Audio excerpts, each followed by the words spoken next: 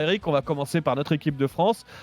Eh ben, j'ai l'impression que tout va bien. Il n'y a aucun nuage à l'horizon autour du groupe France, pas de pépins physiques, pas de tension, pas de polémique. Tout va bien.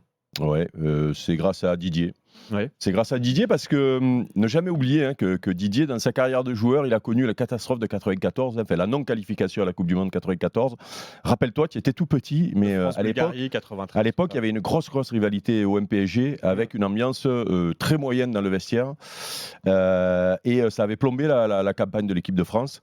Donc il a vécu en tant que joueur des ambiances moyennes et il a vécu l'éviction pour l'Euro 96 de Cantona et de Ginola sur l'hôtel Du groupe. du groupe Ouais. et de la sérénité, je ne sais pas comment on peut appeler ça. Alors qu'ils étaient extraordinaires à l'époque, hein. Eric et David avaient été élus meilleurs joueurs du championnat anglais avant. Mhm. Et surtout, il se souvient que juste avant l'Euro, alors c'est pas grand-chose, mais il y a la sortie d'Olivier Giroud qui froisse Mbappé, Mbappé qui va aller répondre dans les médias le lendemain, l'arrivée de Benzema peut-être mal préparée, et il sait que le secret en réalité c'est la bonne entente dans ce genre de compétition.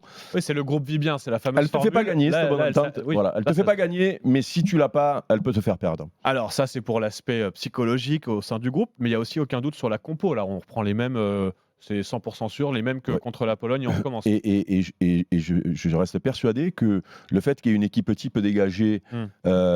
avec finalement les remplaçants loin derrière, ou un ou deux postes, ça va bien pour l'ambiance aussi. Parce que l'ambiance, c'est les remplaçants qui la font. Oui. On se souvient de Candela et toute la clique en 98. On se souvient de Rami lors de la Exactement. dernière Coupe du Monde. C'est-à-dire que quand les remplaçants sont trop proches des titulaires et qu'il y a des doutes sur la composition d'équipe, ça peut plomber l'ambiance. Et là, du coup, Didier, il a un 11 type qui a performé. On a quelques doutes encore parce que l'adversité a été relativement moyenne, on va dire. Là, maintenant, on rentre dans le dur. Ceci dit, les Anglais n'ont pas plus de certitude que nous, hein. Ils n'ont pas rencontré de grosses équipes. Bah alors justement, regardons ces Anglais. On dit beaucoup c'est une jeune génération. Alors quelles sont les forces et les faiblesses de l'adversaire demain soir? Ils ont un peu les mêmes forces et faiblesses que nous, finalement. On a un gros doute sur leur secteur défensif, avec une défense centrale un peu statique, qui n'a pas rencontré de grosses équipes. Et j'ai bien envie de voir Maguire face à Dembélé et Stones voir arriver Mbappé, même si Walker va très vite, il passera sûrement. Alors je vais quand même préciser, parce que ma mère écoute et quand tu dis Walker, Ah oui, elle pardon. parle. Kylian Mbappé donc, joue à gauche de notre attaque et en face c'est donc l'arrière droit anglais, Kyle Walker, qui va être chargé de le marquer, de le surveiller, de Oui, l'empêcher ils de vont le courir. prendre à deux, c'est pour ça que je parlais de Stones, Oui, qui va être aussi ils de vont ce s'y mettre côté-là. à deux, c'est ça, les Anglais vont. Ouais, On dit beaucoup qu'ils ont un plan anti-Mbappé. Oui, le plan, c'est voilà, et un mec rapide sur lui, et puis une couverture un œil un peu plus particulier sur ce côté-là pour les défenseurs centraux. Après, ils ont un secteur offensif impressionnant.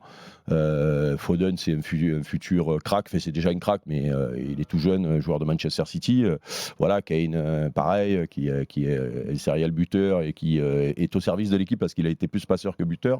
Donc, et un milieu de terrain très travailleur et beaucoup d'impact. C'est pour ça que je dis qu'il nous ressemble beaucoup. C'est pour ça que je pense que c'est du 50-50, mais nous, on a le facteur X. Kylian Mbappé, d'après moi, il doit faire des cauchemars, quoi. Parce que